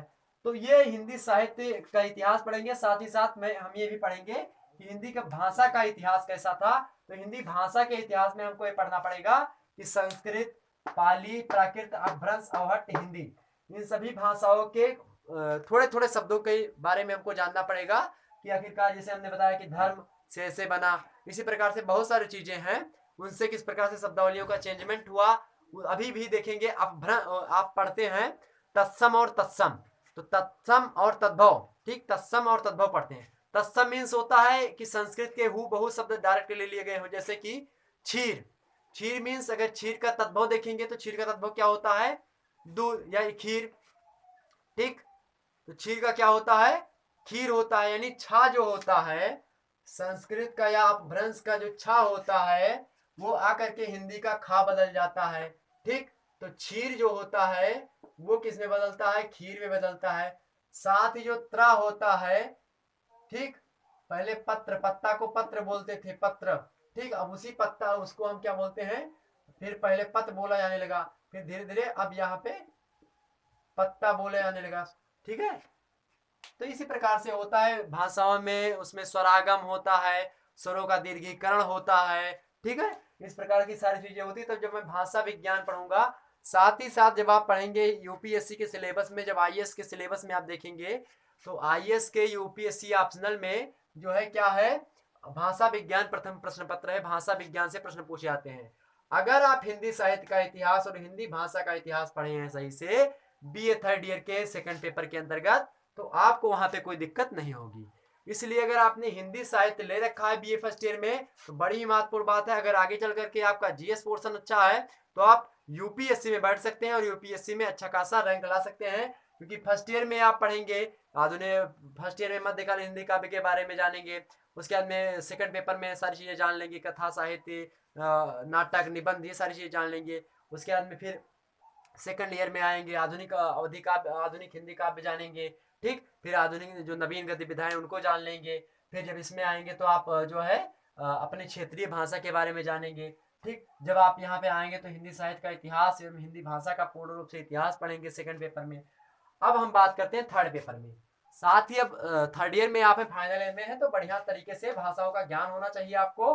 कहीं पर भी जाना हो तो आपको लिखना पड़ेगा क्या, तो लिखना पड़ता है जैसे कि मान लिया आपको कहीं पे कोई चीज लिखना है, या फिर पत्र वगैरह किसी को लिखना है, या फिर वो लिखना है क्या बोलते हैं उसको, लेटर लिखना है, ठीक, और प्रार्थना पत्र लिखना है, तो हिंदी भाषा में कैसे लिखेंगे, उसकी भाषा कैसी होती है, तो उसी भाषा को हम प्रयोजन मूलक, यानी किसी चीज में उसको प्रयोजित करें, हम प्रयोजन करें उसका, देखते हैं, ठीक। सेकंड पेपर देखा आपने, फर्स्ट पेपर समझा, सेकंड पेपर समझा। अब थर्ड पेपर हम समझते हैं कि थर्ड पेपर में किस प्रकार से प्रश्न पूछे जाते हैं, ठीक। अब हिंदी साहित्य के बीएस थर्ड ईयर के थर्ड पेपर में जो दोस्तों पूछा जाता है वो होता है, यहीं पे हम देख लेते हैं, ये थर्ड पेपर का है मित्रों, वहां से मैं डैश बना करके यहाँ ला रहा हूं। थर्ड पेपर में आप पढ़ते हैं प्रयोजन मूलक हिंदी, प्रयोजन मूलक हिंदी। इसका सिलेबस, इन सभी का सिलेबस पढ़ चुका है, first paper, second paper, third paper, इन सभी का सिलेबस अपलोड है शुक्ला डी पॉइंट पे, आप देख सकते हैं, ठीक है। तो हिंदी, प्रयोजन मूलक हिंदी, इसके अंतर्गत हम क्या पढ़ते हैं मित्रों, इसके अंतर्गत हमें पढ़ने को मिलता है जैसे कि पत्राचार। पत्राचार की भाषा कैसी होगी, तो पत्राचार की भाषा कैसी होगी, ठीक। उसके बाद में लेटर वगैरह किसी चीज को लिखना हो, पल्लवन, ठीक है। उसके बाद में किसी चीज को लिखना हो तो उसकी भाषा कैसी होगी, कहीं पर आप जाते हैं तो उसकी भाषा कैसी होती है, आप जो है कोर्ट वगैरह में जाते हैं या फिर किसी जो है कार्य प्रणाली में, ऑफिस वगैरह में जाते हैं तो वहां की भाषा जो होती है वो प्रयोजन मूलक हिंदी के अंतर्गत आती है। तो इसी भाषाओं के ज्ञान के अंतर्गत जब सेकंड पेपर के अंतर्गत हमको भाषाओं का ज्ञान हो जाएगा उसके बाद में जब प्रयोजन मूलक हिंदी हम पढ़ेंगे थर्ड पेपर में, तो हमको पूर्ण रूप से ज्ञात होगा कि क्या क्या शब्दावलियों, किस किस शब्दावलियों का प्रयोग करेंगे। इसी के अंतर्गत बहुत सारी चीजें, कंप्यूटर की भाषा, बहुत सारी चीजें हम पढ़ेंगे जो कि आप अभी आधुनिकता में देख रहे होंगे कि मोबाइल में आप बोल देंगे तो लिख जाता है। तो अभी तक नहीं था कि देवनागरी लिपि में मोबाइल द्वारा बोल दिया जाता है तो लिख देगा, लेकिन अब ये फंडा आ गया है कि अगर आप मोबाइल में बोलते हैं तो देवनागरी लिपि में लिख के सारी चीजें आ जाती हैं। तो यही सारी चीजें प्रयोजन मूलक हिंदी के अंतर्गत ही आती है कि कंप्यूटर किस प्रकार से हिंदी साहित्य के शब्दावलियों का प्रयोग करता है, हम बोलते हैं कैसे लिख देता है। इन सारी चीजें, पत्राचार में किस प्रकार से हिंदी का महत्व बढ़ा है, हिंदी का महत्व नहीं घटना चाहिए, हिंदी को पढ़ने के लिए प्रेरित करना, इसी के अंतर्गत पढ़ाया जाता है। ठीक है, तो प्रयोजन मूलक हिंदी के अंतर्गत हम बहुत सारी चीजें जानने को मिलेंगी जो शायद आपको अभी ना पता हो। ठीक, तो हिंदी साहित्य में जो थर्ड पेपर है बीए थर्ड ईयर का, वो बड़ा ही महत्वपूर्ण है। जब ये पढ़ लेंगे आप, तो इसी के अंतर्गत आप होता है ये पल्लवन वगैरह विधा पढ़ेंगे, छोटी छोटी विधाएं हैं। ठीक है, संक्षेपण पढ़ेंगे। संक्षेपण मतलब कोई बड़ी चीज लिखी हो, उसको बहुत छोटे शब्दों में लिखना हो। ठीक है, जैसे कहा गया कि एक राजा, हमने ये सारी चीजें बताई है अपने, जो है मैं वो बता रहा था सिलेबस, उसमें सारी चीजें बताई है। तो जैसे एक एक राजा, मतलब मान लिया कि रावण बड़ा ही आतताई, अन्यायी, क्रूर, साहसी, विज्ञानी राजा था। इतना चीज हमको बोलना है, तो इतना चीज हमने बड़े ही ज्यादा शब्दों में बोल दिया। लेकिन यहीं पे अगर आप एक शब्द बोल देंगे कि रावण बड़ा ही विद्वान एवं आतताई था, तब भी काम चल जाएगा। ऐसा नहीं कि उतना शब्द उसके लिए प्रयोग किया जाए। जैसे कि आप इंग्लिश पढ़ते होंगे तो लगातार नहीं लिखता होगा, यहाँ पे पढ़ते होंगे नाउन, तो वहां पे ये पता होता है आपको कि जैसे कि अगर लिखा है Ram is a good boy, Ram एक अच्छा लड़का है। अब यहीं पे हम कॉमा लगाते हैं, और कॉमा लगा करके हम यहाँ पे लिखते हैं, इसी में लिखते हैं he going to market. Ram एक अच्छा लड़का है, वह बाजार जाता है। अब यहाँ पे हमने राम के स्थान पर ही लगाया, यानी वह लगाया, प्रोनाउन लगाया। क्यों लगाया? क्योंकि राम बार बार लिखने से क्या होता है, अच्छा नहीं लगता। तो इसी प्रकार से हर एक चीजों का संक्षेपण किया जाता है। हर एक भाषा में संक्षेपण जैसी विधा होती है, हर एक भाषा में पल्लवन जैसी विधा होती है। ठीक उसी प्रकार से संक्षेपण पल्लवन अपने हिंदी साहित्य में बीए थर्ड ईयर के थर्ड पेपर में प्रयोजन मूलक हिंदी के अंतर्गत आपको पढ़ने को मिलता है। ओके, तो ये थी मोटी मोटा हिंदी साहित्य लेने के फायदे, और हिंदी साहित्य क्यों लेना चाहिए बीए में, उसका पूरा का पूरा विश्लेषण, तार्किक विश्लेषण हमने बताया।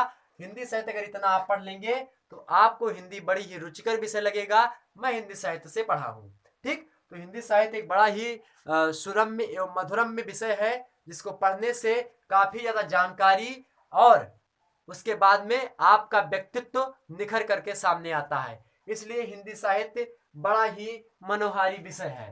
ठीक है, अब आइए हम बात करते हैं हिंदी साहित्य के जो है थोड़ा बहुत इतिहास के बारे में, थोड़ा सा बताते हैं आपको।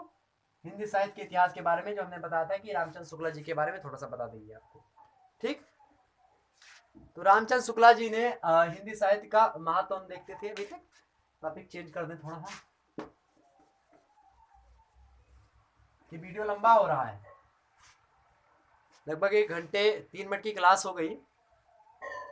थोड़ा सा समझ लीजिए, बस 5 मिनट के अंतर्गत 1 घंटे 10 मिनट तक क्लास चलेगी, उसके बाद में क्लास ओवर हो जाएगी।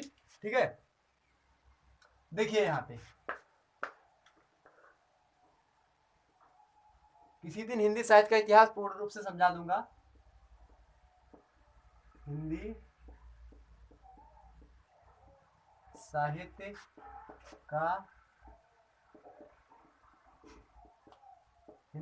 का इतिहास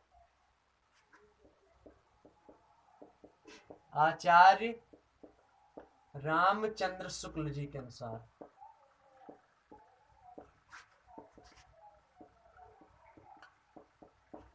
इन्होंने बताया, रामचंद्र शुक्ला जी ने, क्यों है? क्योंकि इन्होंने तार्किक विश्लेषण किया।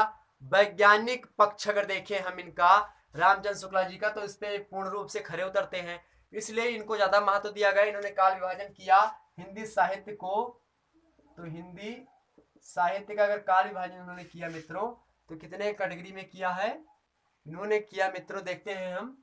देखिए पहला इन्होंने कहा किसके आधार पर बांटा इन्होंने, दो पार्ट में हम इनको पढ़ेंगे, दो पार्ट में, मतलब कि एक में इन्होंने बांटा है काल के आधार पर, काल यानी समय के आधार पर, तो समय के आधार पर इन्होंने बांटा है। चलिए समय के आधार पर देख लेते हैं मित्रों। समय के आधार पर आदिकाल, आदिकाल का समय जो है उन्होंने बताया कि 1050 से यानी 1050 विक्रमी की यानी विक्रम संवत से जो है 1375 विक्रम संवत तक। विक्रम संवत में 58 माइनस कर देते हैं 58 या कहीं कहीं पे 57 माइनस कर देते हैं तो आधुनिक कैलेंडर का सन निकल आता है। मतलब कि आधुनिक जैसे कि ईसवी वाला सन जो है वो निकल आता है। तो इसमें में से जब हम 57 या 58 घटाएंगे तो लगभग 900, ये कितना बनेगा 992 के आसपास, ठीक है, 990 के आसपास या 991 के आसपास ऐसे बनेगा। तो यहाँ से ईसवी वाला सन है, ठीक है। तो इसको ज्यादा महत्वपूर्ण नहीं है क्योंकि रामचंद्र शुक्ला जी ने विक्रमी में ही लिखा अपनी पुस्तक में। हमारे पास रामचंद्र शुक्ला जी के इतिहास के बारे में पूरी की पूरी पुस्तक लिखी हुई है। तो इस पूरी की पूरी पुस्तक हमारे पास है, पुस्तक हमने पढ़ा तो उसमें विक्रमी में ही हर जगह लिखा है क्योंकि तब विक्रम संवत ही ज्यादा उल्लेखनीय था हिंदी के परिप्रेक्ष्य में और अपने भारतीय परंपरा के परिप्रेक्ष्य में, ठीक है। तो 1375 से 1050 विक्रमी से 1375 विक्रमी तक आदिकाल माना इन्होंने। तो हर एक उसमें होता है आदिकाल, फर्स्ट, सेकंड जो है मित्रों, सेकंड की चर्चा करें हम तो सेकंड इनका जो है काल, वो सेकंड काल है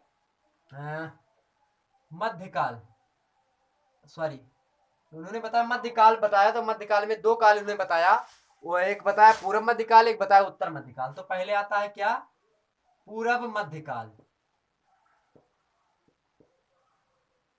तो पूर्व मध्यकाल, फिर क्या है, अब कौन सा आएगा उत्तर, मतलब बाद वाला, उत्तर मध्यकाल। उसके बाद में फिर आधुनिक काल। तो ये था इनका विश्लेषण, इनके आधार पर, किसके आधार पर, ये समय के अकॉर्डिंग बांटा। समय के अकॉर्डिंग जैसे आप इतिहास में देखते हो कि बांटता है, तो इतिहास में कैसे बांटा जाता है कि ये आदिकाल है, आदि मतलब पुराना काल, मध्य मतलब होता है, ये मध्यकाल के अंतर्गत दो हम रख सकते हैं कि मध्यकाल ये है, ठीक है, मध्यकाल, ये मध्यकाल है। तो मध्यकाल में हम भी रख सकते हैं, लेकिन मध्यकाल में दो काल है, एक पूर्व मध्यकाल एक उत्तर मध्यकाल बांटे इन्होंने क्योंकि प्रवृत्तियां अलग थी, ठीक। उसी प्रकार से आधुनिक काल को इन्होंने बांटा, आधुनिक काल भी बताया, आधुनिक काल में बहुत सारे पार्ट थे, हमने अभी भी बता दिया आपको। तो ये था। अब हम थोड़ा सा एक बात और आपको बता दें यहीं पर, इनका काल विभाजन कैसे था, इनका सन लिख दें आपके सामने, देखिए। तो 1050 विक्रमी से 1375 विक्रमी तक का जो काल है वो आदिकाल के नाम से जाना आता है, ठीक है। उसके बाद में 1375 से ही, या 1376 बोल सकते हो आप, 75 कुछ भी बोल सकते हो, तो यहां से स्टार्ट होता है पूर्व मध्यकाल और कहां तक चलता है 1700 तक।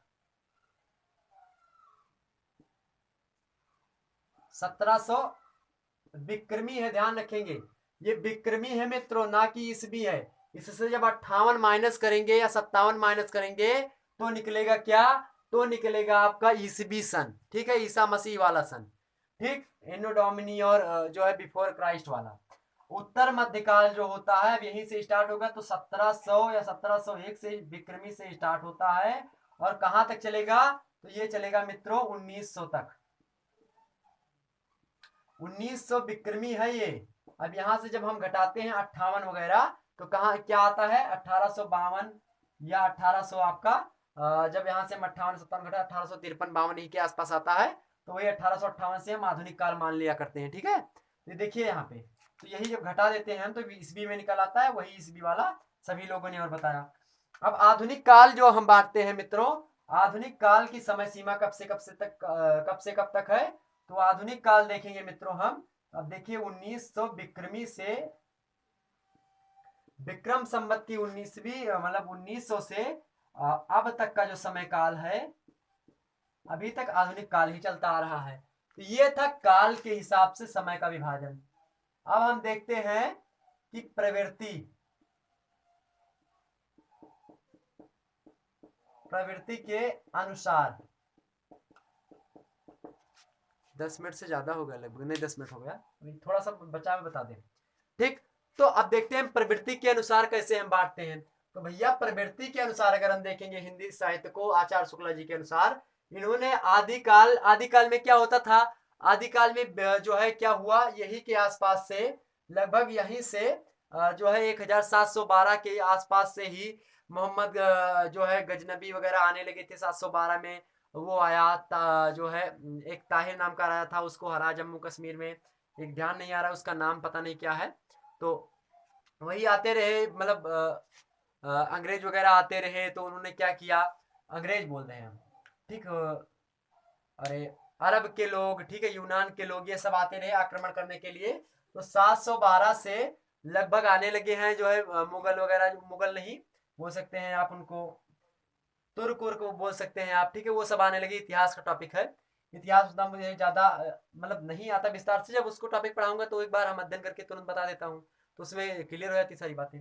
तो वहां पे क्या होता है, यहाँ से जो है आक्रमणकारी जो मुस्लिम आक्रांता होते हैं वो आना प्रारंभ कर देते हैं। तो लोग क्या करते हैं, अपनी अपनी राजाओं की प्रशंसा करते हैं, आश्रयदाताओं की प्रशंसा किया करते हैं, उनके वीरतापूर्ण साहसपूर्ण का सारी चीजें करते हैं। तो इसलिए इस काल को इन्होंने कहा वीर गाथा काल।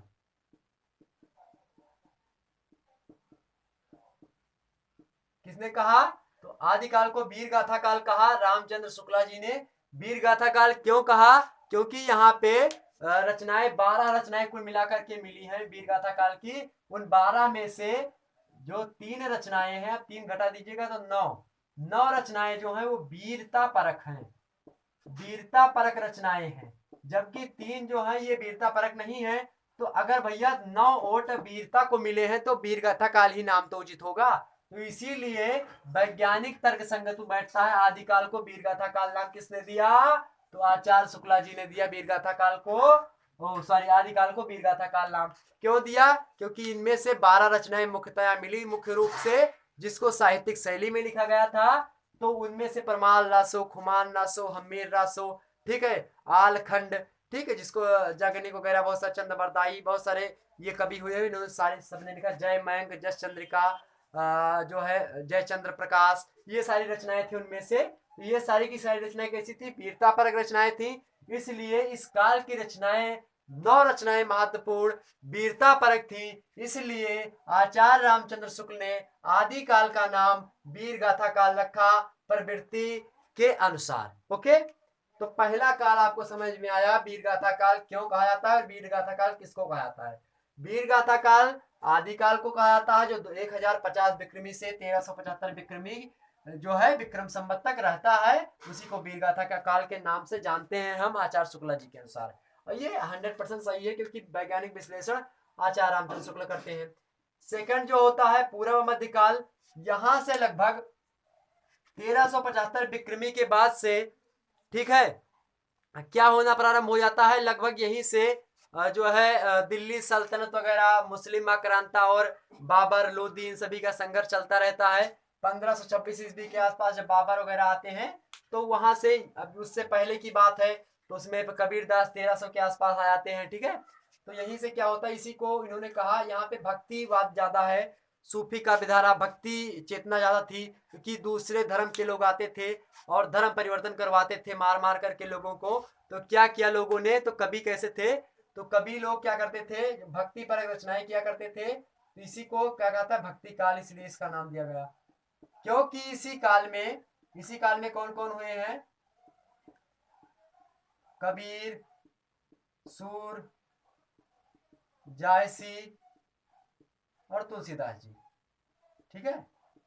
तो कबीर, ये 4 के 4 जो मुख्य रूप से माने जाते हैं, ये सभी के सभी किसके हैं, पूर्व मध्यकाल यानी भक्ति काल के। तो रामचरितमानस देखिए, यहाँ पे भक्ति काल का जीता जाता उदाहरण है। सूरदास जी का सूर सागर, ठीक, कबीर की जो है साकी शबद रामायणी जो इन्होंने लिखा, ठीक है, 3 खंड उसके हैं। बीजक, बीजक कबीरदास का है, बीजक के 3 खंड हैं, कौन कौन से, साखी, शबद और रामायणी, ठीक है। तो साखी शबद रामायणी ये कबीरदास के खंड है। इसके बाद जायसी का जो है पद्मावत आया, पद्मावत। तो ये सब कहीं ना कहीं पे धार्मिक रचनाएं किया करते थे, भक्ति से प्रेरित थे। इसीलिए इस काल को आचार्य शुक्ला जी ने पूर्व मध्यकाल को भक्ति काल की श्रेणी दी, यानी भक्ति काल की संज्ञा दी। ठीक, तो भक्ति काल भी समझ में आ गया। भक्ति काल में 4 धाराएं थी। 4 धाराएं कौन कौन सी? पहली 2 धाराएं थी, तो 2 धाराओं में फिर 2-2 निकली। ठीक है, तो सभी को किसी दिन मैं हिंदी साहित्य का इतिहास विस्तार से पढ़ाऊंगा, तो उसमें मैं भक्ति काल की सारी विशेषताएं, प्रवृत्तियां, कवि उनके जो है रचनाएं और मुख्य प्रमुख कवि, इन सभी के बारे में बताऊंगा। अभी ओवरऑल थोड़ा सा व्यू दे रहा हूँ आपको, ठीक, ओवरव्यू दे रहा हूँ। उत्तर मध्यकाल में चूंकि हुआ ऐसा कि राजा थोड़ा बढ़े, मुगल सम्राट का पतन धीरे धीरे होना प्रारंभ हुआ, यहाँ पे और नीचे से शिवाजी जैसे वीर आने लगे, इसलिए भूषण जैसे कवियों ने यहाँ पे क्या लिखा? वीरता पर रचनाएं की, श्रृंगारिकता की रचनाएं खूब मिलती हैं यहाँ पे। बिहारी जैसे, घनानंद जैसे प्रेम के पीर, सुजान नामक वैश्य से प्रेम करते थे घनानंद, तो प्रेम के पीर कवि कहे जाते हैं। बिहारी लाल जैसे जो है श्रृंगार के रूप में कवि लिखते हैं। बहुत सारी चीजें हैं, तो इसी को इन्होंने कहा रीति काल नाम दिया, रीति काल। अब जब पढ़ेंगे हम रीतिबद्ध क्या है, रीति मुक्त क्या है। रीतिबद्ध में होता था कि लक्षण और उदाहरण दोनों दिए जाते थे। रीति मुक्त में कुछ नहीं दिया जाता था। रीति से मुक्त होकर के, बंधन मुक्त होकर के लोग रचनाएं करना प्रारंभ कर देते हैं। उसके बाद में फिर यहीं से शुरू हो जाता है आधुनिक काल, जहां से भारतीय युग की प्रारंभ हो जाता है। ठीक है, तो रीति काल बताया गया। रीति काल में आपका जो है मतिराम, भूषण, जाय और उसके बाद में बिहारी लाल, घनानंद, ठीक है, ये सारे के सारे जो कवि हैं वो किस में आ जाते हैं? तो रीति काल में आ जाते हैं। रीति मीन्स होता है क्या? रीति उस समय कैसी चल रही थी। अब रीतियां उस समय की जैसी थी उसी प्रकार से कवि लोग लिखते थे, और जब कवि लोग रीतियों के हिसाब से लिखते थे तो इसलिए रीति काल, इसीलिए इसका नाम ही रीति काल कर दिया गया, क्योंकि वहां पे जिस प्रकार की समाज की रीति थी कहीं ना कहीं पर उसी प्रकार से वहां की रचनाएं हुआ करती थी। जैसे शिवा बावनी, शिवराज भूषण, छत्रसाल दशक, इसी प्रकार से और भी रचनाएं आप देख सकते हैं। तो आश्रयदाताओं की प्रशंसा सबसे महत्वपूर्ण बात थी उत्तर मध्यकाल की, जिसको रीतिकाल नाम आचार्य शुक्ला जी ने दिया। क्योंकि यहाँ पे रीतियों के बारे में ज्यादा लिखा गया, इसलिए आचार्य शुक्ला जी ने इसका तार्किक विश्लेषण करते हुए उत्तर मध्यकाल का नाम रखा रीतिकाल, जो कि 1700 विक्रमी से 1900 विक्रमी तक जो है धड़ल्ले के साथ चलता रहा। उसके बाद में आता है आधुनिक काल, और इसको नाम देते हैं, ये कौन सा काल? गद्य काल। चूंकि भारतीय हिंदू युग से गद्य काल का प्रारंभ माना जाता है, तो गद्य काल इसको नाम दिया क्योंकि यहाँ पे गद्य विधाएं वो स्टार्ट होना, मतलब शुरू होना प्रारंभ हो गई। कथा साहित्य, नाटक, निबंध, एकांकी इत्यादि चीजें लिखी जाने लगी, इसलिए गद्य काल आधुनिक काल को कहा जाने लगा। यहीं पे संस्मरण, डायरी, रिपोर्टार, साक्षात्कार, दैनंदिनी इत्यादि जो है विधाएं आपके सामने आती हैं आधुनिक काल के अंतर्गत। आधुनिक काल को हमने भी कैटेगराइज किया था, भारत हिंदू काल, द्विवेदी काल, छायावाद, प्रगतिवादी, प्रयोगवाद, उसके बाद में जो है स्वतंत्रोत्तर कविता, सठोत्तरी कविता, नई कविता, ये सारी के सारे आधुनिक काल के ही अंग हैं। इस प्रकार से आपने समझा आचार्य रामचंद्र शुक्ल के अनुसार हिंदी साहित्य का काल विभाजन, क्योंकि इनका तार्किक विश्लेषण है, वैज्ञानिक आधार पर इन्होंने किया। और वैज्ञानिक आधार पर क्यों है? क्योंकि इन्होंने काल विभाजन को वैज्ञानिकता प्रदान की है। काल विभाजन सर्वप्रथम रखा, काल विभाजन को माध्यम बनाया, उसके बाद में हिंदी साहित्य का इतिहास लिखा, इसलिए इनका काल विभाजन बड़ा ही महत्वपूर्ण है। इसके साथ ही बहुत सारे लोगों ने भी जो है इसके बारे में बताया, काल विभाजन किया, जैसे कि आपके आते हैं काल विभाजन में मिश्र बंधु, जॉर्ज ग्रियर्सन, ठीक है, उसके बाद में राम कुमार वर्मा भी लिखे, इन्होंने कहा है। हजारी प्रसाद द्विवेदी जी के अनुसार भी जो है मिलते हैं, और उसके बाद में डॉक्टर गणपत चंद्र गुप्ता जी ने भी हिंदी साहित्य का इतिहास लिखा है। तो कुल मिलाकर के आचार्य शुक्ला जी का सबसे महत्वपूर्ण उतरता है और सबसे खड़ा उतरता है, सबसे सटीक उतरता है। ठीक, आज के परिप्रेक्ष्य में सबसे महत्वपूर्ण आचार्य रामचंद्र शुक्ला का काल विभाजन है, इसलिए हमने इस सभी चीजों को समझा। आज के वीडियो में आपने जाना कि हिंदी साहित्य लेने के क्या क्या फायदे हैं। हिंदी साहित्य में आखिरकार हमको बीए फर्स्ट ईयर में, बीए सेकंड ईयर में, बीए थर्ड ईयर में, साथ ही यूपीएससी के ऑप्शनल सिलेबस में क्या क्या पढ़ना होता है, कुछ महत्वपूर्ण चीजें हमने बताई उसके लिए। हालांकि मैं यूपीएससी ऑप्शनल के लिए मैं उसका भी सिलेबस लाऊंगा, और उसके सिलेबस में बताऊंगा कि कौन कौन सी, यानी किनकी रचनाएं आपके पाठ्यक्रम में संकलित है, उसका सिलेबस क्या है, और महत्वपूर्ण कवि और उसमें जो सम्मिलित हैं आपके, वो किस प्रकार से सम्मिलित हैं। ठीक है, इन सभी चीजों को मैं बताऊंगा। फिर हाल दोस्तों, वीडियो अगर पसंद आती है तो इस वीडियो को ज्यादा से ज्यादा लोगों के पास शेयर करेंगे, वीडियो को लाइक करेंगे आप लोग, ठीक है, चैनल को सब्सक्राइब करेंगे और सभी ग्रुप वगैरह में आप वीडियो को शेयर करिएगा ताकि ज्यादा से ज्यादा लोग हिंदी साहित्य को बीए फर्स्ट ईयर में ले और हिंदी को एक बड़े स्तर पर, हिंदी क्या है, भाषा ही नहीं है, हिंदी एक संस्कार है, हिंदी हमारी क्या है, हिंदी हमारी मातृभाषा है, ठीक है, हर प्रकार की भाषा हमारी हिंदी है, जो कि किससे बनी है, संस्कृत से बनी, हमने बताया संस्कृत पाली प्राकृत भ्रंश औहट्य, उसके बाद में हिंदी आई है, ठीक है दोस्तों। तो हिंदी बड़ी ही महत्वपूर्ण भाषा है, इसलिए मैं बता रहा हूं हिंदी आपको लेना अति आवश्यक है, हिंदी लेंगे आपको अधिक रुचि है। हालांकि ये मैं कह नहीं रहा, प्रेशर नहीं कर रहा हूं, आपको आपकी जो इच्छा, जो सब्जेक्ट आपको अच्छा लगता है पढ़िए, मेरे हिसाब से सबसे अच्छा विषय हिंदी साहित्य है। ओके, फिर मिलते हैं दोस्तों एक नई वीडियो में, नई ऊर्जा, नई उमंग, नए जोश के साथ। तब तक के लिए जय हिंद, जय भारत।